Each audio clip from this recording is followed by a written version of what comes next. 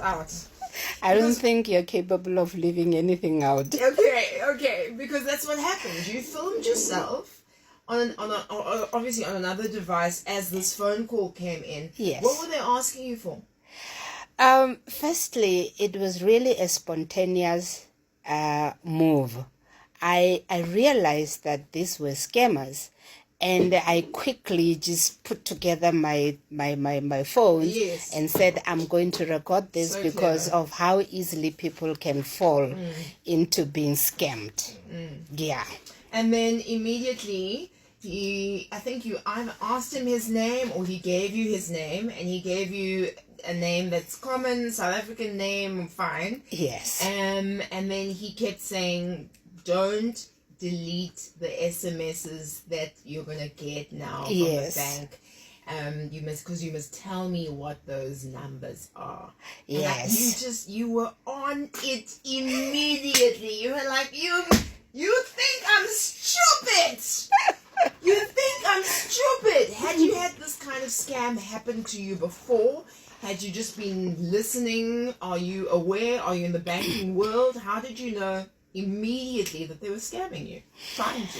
I have been exposed to potential people calling me, wanting to scam me. They never scammed me that way because I could tell towards the end when they ask you your personal security information that something is wrong. And the minute you say to them that, okay, thank you very much, from this point onward, let me rather come and meet you at the bank, then they swear at you.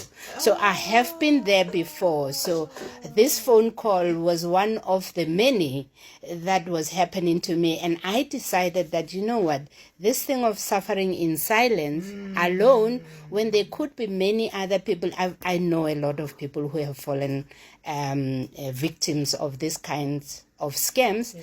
And I was saying, no, let me just expose these people. I didn't really think it was going to go this viral. I was just recording it to say, be aware. Hear this from the horse's mouth. Two horses at each other. You know, it was so funny. So I sent it to Alex as soon as I saw that video, and then there was a comeback video after. I sent the two videos to Alex. And Alex, at the same time, was sending them to me. So we both received the video at exactly the same time because it's something that we think is so important. Yes. Hence, Calvin's here on a regular basis to tell us what the new modus operandi is, what to do when you get that phone call, how do you handle it, etc., and so forth. And Calvin, as I welcome you, you watched Macaron's video and give us the lowdown. This happens on a very regular basis. She did all the right things. Yes. No. Indeed. And we must applaud her and, for a bold move, especially, taking these criminals head on. But what I like about the viral video, it once again, it alerts our community on stuff that, like you say, we always come out and tell people that sensitive information, you don't give it out, especially of your very important cards or banking issues. But again, what worries us is that how do these people get the data to even have the number of Mama and calling her? Yeah. So we do know that there's a lot of data that is out there, and somehow even some of the scammers, they go on referral, on targeting some of their prey or victims, we can call Abu Mama. But she was very bold enough, and she refused to give out very sensitive information. Otherwise, today we'll be talking a different language where she would have lost the money. And what is again worrying is that the intimidation that is being conducted by this particular syndicates or criminals. And we believe Umama has went to the police station and opened the case, which is a very good move. And we want to kindly ask our police to say, even though the case you're handling it at the station level, there are organized crime that deal with commercial crimes under 419 scams. SAPS have such division, and even the DPCI, because this is a very well orchestrated organized crime. Hence, these people, they hide their trace. All right, so two quick questions. Poppy Act. We must all sign on to the Poppy Act. Oh, hello, Poppy. Oh, Poppy, Leo. Poppy. But it seems like our data is breached more and more and more. I've got more scam calls than ever before. Definitely. Prior to Poppy. So what do you think went wrong there, Calvin? Yeah, so basically this particular scammers, what they do, they register SIM cards, and that's, again, it takes us back to what we were saying about pre-registered or recard SIM card. Yes. Because a person, a layman's person, what they will do if they receive a call, they just go on a Truecaller app and verify if on the other side they were talking to the right person as they allude to have been. And if I've checked this particular 3 numbers that they've called Umama, at least now people are coming out. They reported them as one of the spam. So there's many comments based on that number. But imagine if you go on a Truecaller and you assume that you are talking to the right person on the other side, and it is not. So they register certain pre-registered SIM cards which are not recorded under their name, and then but on Truecaller app they register a particular name that they are from a particular institution. So a lot of people, they suffer that.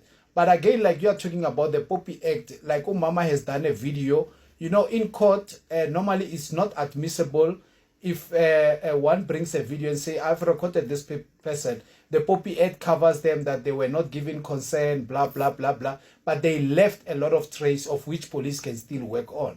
Okay, in this case in particular, because they did phone you back. Definitely, yes. And tell us what they said to you when they phoned you back.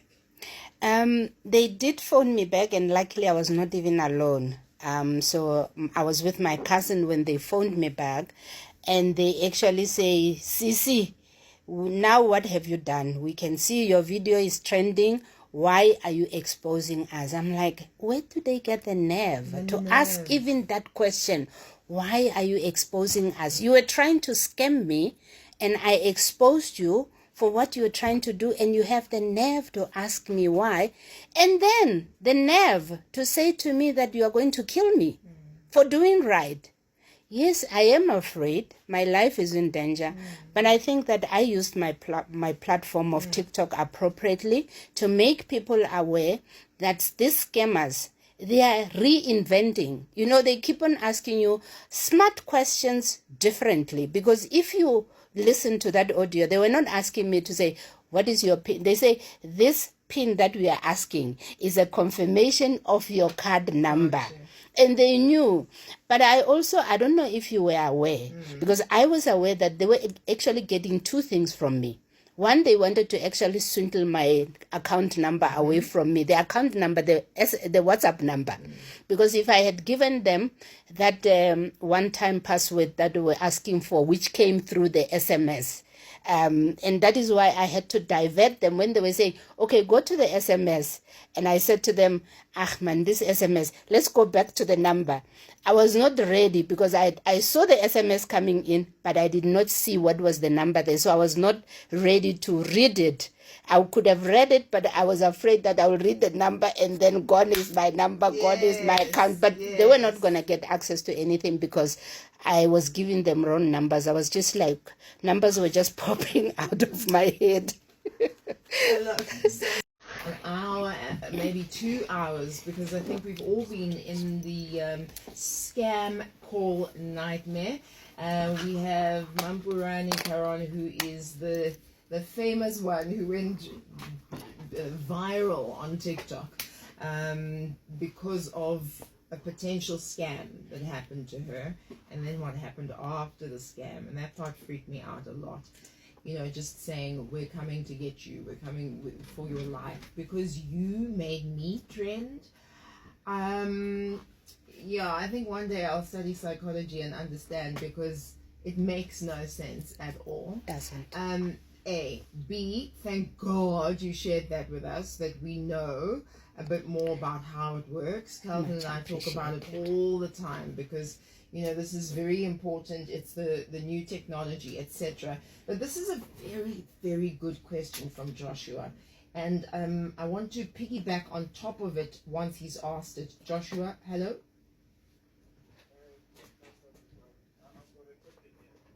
Go ahead.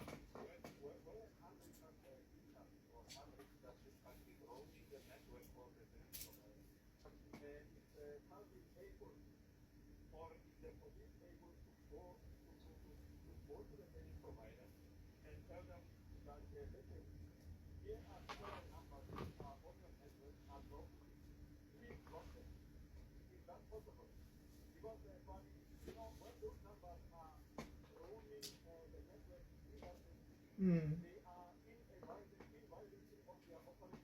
Mm. Great question, really great question. Calvin, can you go tell the service provider, hey, look, these guys are doing the wrong thing?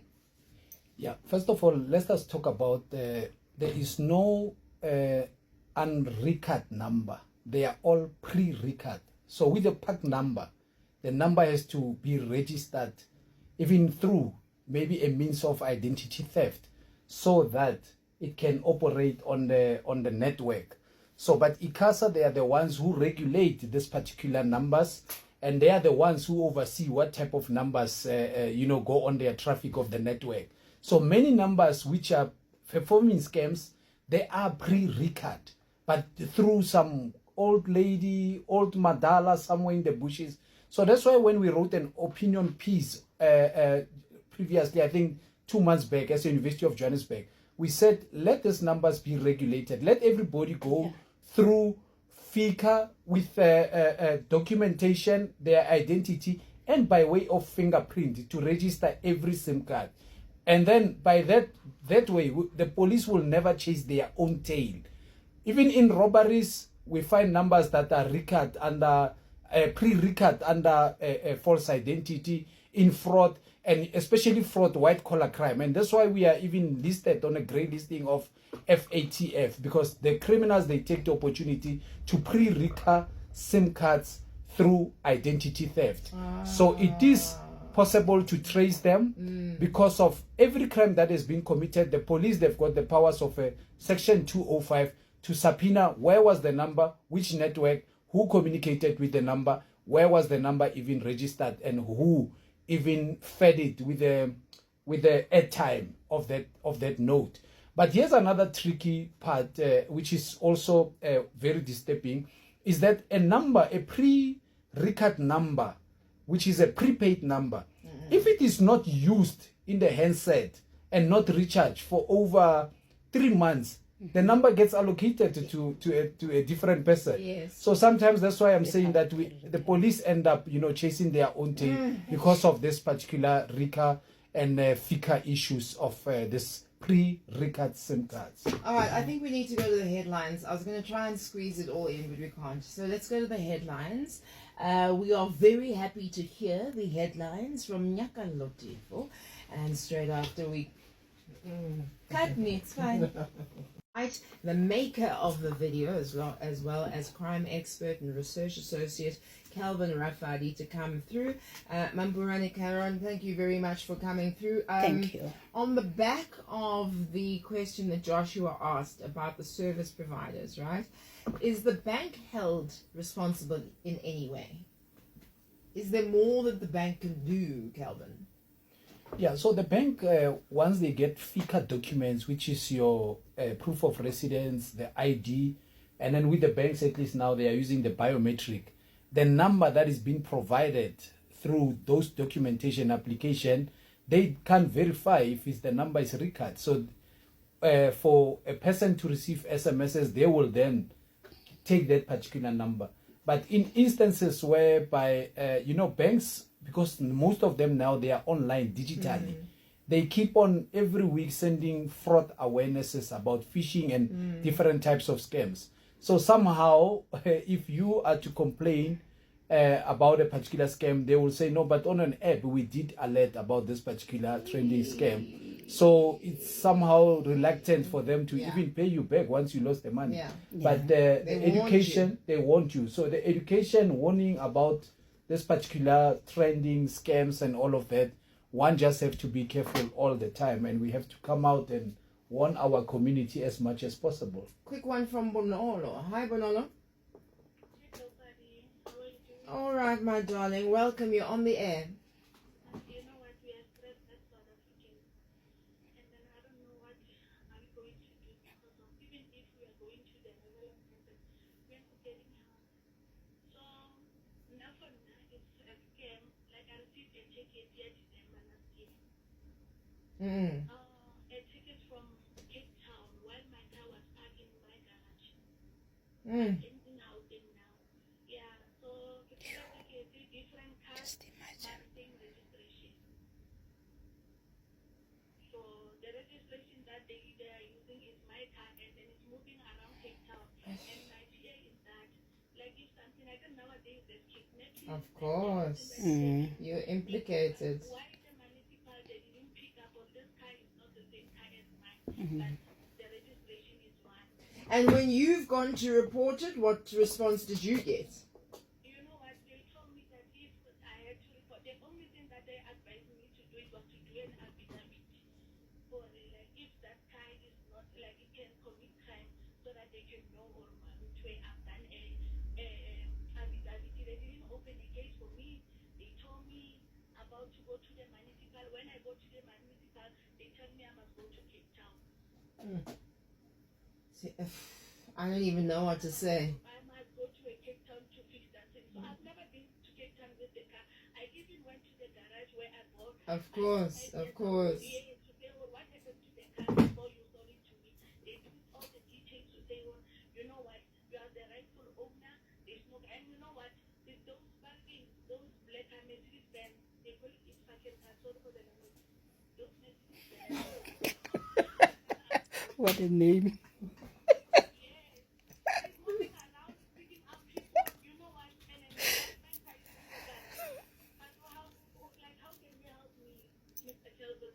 Let's ask Calvin. Let's all compose ourselves first. It's okay. If that's what it's called, that's what it's called. I've never heard that before. Me too. But Winona, this is a huge problem. And so, Abu Calvin, maybe you can help with what Winona's going through. Yeah, so basically, when a number plate is cloned, the police cannot, report the car, mark it as stolen, because also it will depreciate your particular vehicle. It will then become as a stolen and recovered should they, because you are driving that particular car. So they will then go in that particular area and alert the flying squad, the patrollers in that particular area to say, we are aware there's a car that you need to put it on as a red flag, but they don't mark it on the system as a stolen vehicle. So the patrolling vehicles, they will then spot that particular car and stop it at some point.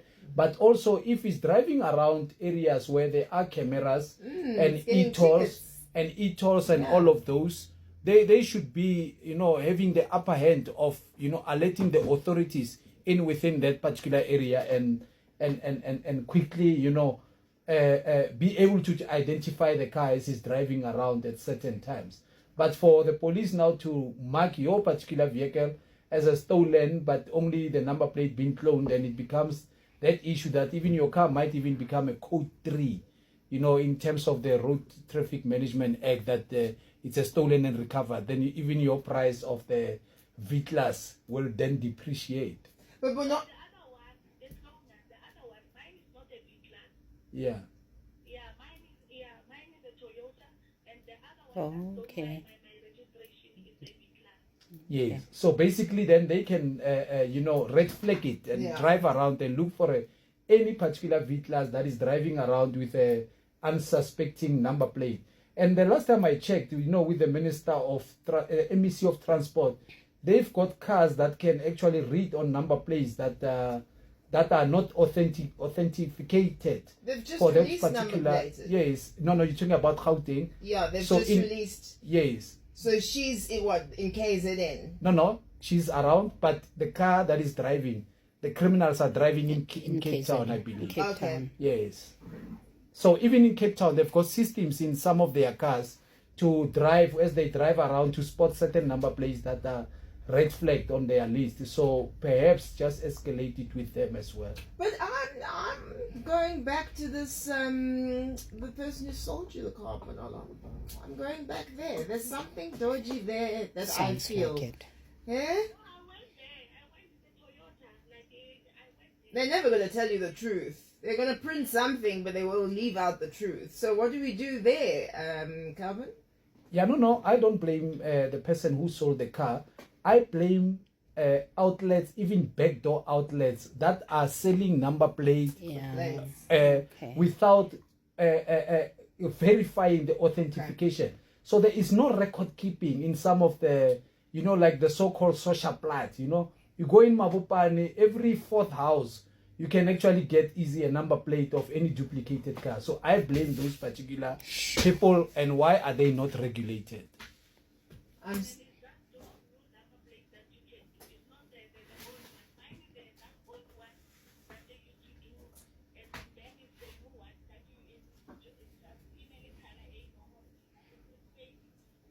They do it, my sister, for as little as 200. Yeah.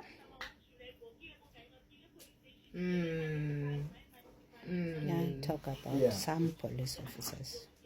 Yeah, I think right to RTMC, because they are national, the Road Traffic Management Corporate, write to them your grievances, attach your attach your affidavit, and then they will escalate it to perhaps circulate or red flag that, not to circulate, but red flag that particular vehicle, that the whereabouts where he's driving around, and then they will have some success there. But at the same time, again, we speak to government. Places where they cut number plate, they are not properly regulated. They don't keep proper register. Any person can go and duplicate number plates. That's why cars are easily stolen and taken out of our country, for that matter. I'm so sorry, Bonolo. So make sure that you get those details and write to the RTMC. And somebody sent me a picture of the effing car, and now I'm on the same page as you. I understand what is happening. But all jokes aside, please let us know what happens. And if you need any more help from us, we could possibly push it up for you, okay? Yeah. Yeah. Yeah. Yeah.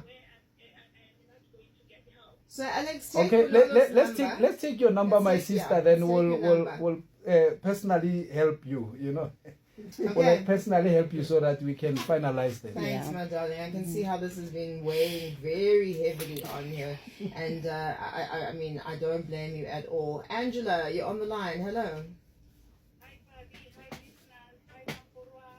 Hello. Hey, ma'am.